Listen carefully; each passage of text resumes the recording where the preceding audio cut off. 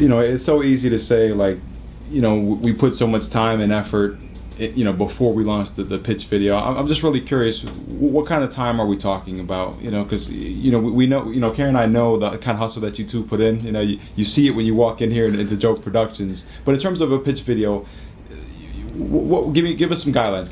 Give us like the amount of time that really should be put into it. Well, okay, I think it's a two-part question, because it's the time that it actually takes before you're ready to do a pitch video, and then the physical time it takes to do the video. I think in our case, like, our Kickstarter was part of a much bigger thing that we started 2 years earlier, which was to start a blog, to hopefully contribute something useful to the community, to be out there, not building an audience, but hopefully building goodwill and giving as much of ourselves as we could, in the hopes that, when it came time for us to do a campaign, we would have a lot of friends and a lot of people that we had helped and a lot of other campaigns that we had supported, that might be willing to, to help us, and to feel like we deserve to be able to ask for that help. So before we ever got to the point of doing a video, that's not just monetary help. That's in spreading the word, and that's in helping build the community further. Yeah, not only building the community for your film, but just being part of whatever community it is you're working in general. Whether for us that was being part of the cancer community as related to the movie, or part of the filmmaking community as just trying to give back with tips and tricks and little things we learned along the way.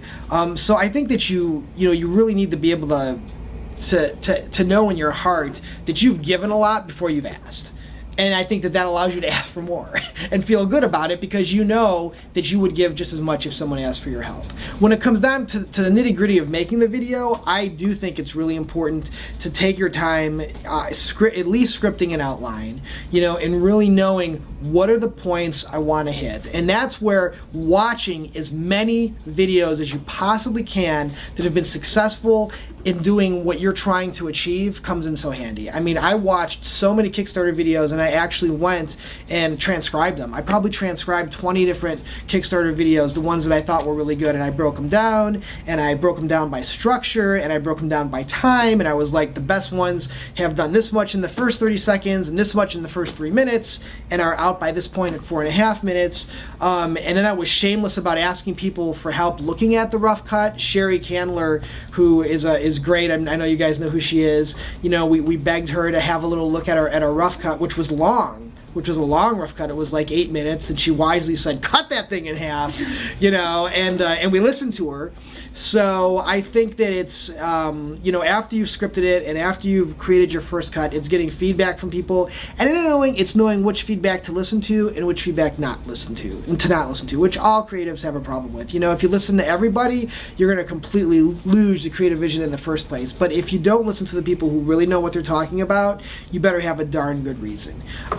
And I think that, of all the notes that we got, I think Sherry Candler's were some of the most dead on and some of the most useful. So I'd be willing to hear notes from others, and then just polish. I mean, when you ask somebody to watch your video, you're asking them to give up a chunk of their time to consider helping you and possibly writing you a check.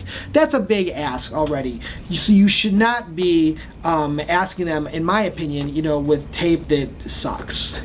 Tape that hasn't been thought through. And that doesn't mean that it has to be, 100% perfectly polished sound and amazing graphics and, really shot on really expensive cameras. It just means that you have taken the time and to make sure that your passion and your ideas and what you're asking for are clear.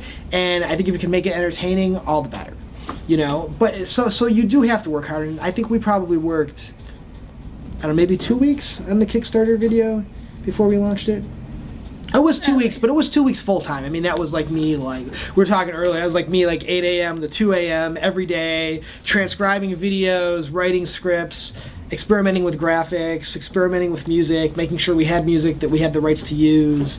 So in 2 weeks, for us, I mean, that's a long time, because we're pretty fast. So 2 weeks for us now would have been probably like 2 months for us when we first started, if that makes sense. Well, we also had to do several shoots. But I think what's the interesting point is what you just described is the creative process of any project. Whether you're writing a short or a feature or doing a documentary, you have to do your research, you have to outline, you have to write, You have to shoot. You have to tinker and post. You got to get, you know, all the pieces together, and then you got to put it through a notes process and really listen hard and make sure, you know. So that's what we did, is we, you know, took all of our skills and process that we do on our other storytelling ventures and put it in this video. You know, I don't think it is worth it to dismiss it as like, oh, it's just a pitch video. It's a big deal. You're asking people to support you. It has to represent you at your best. So if you're not willing to spend the time and energy on making it the best representation of you and your project that you can, that it can be, then you're selling yourself short.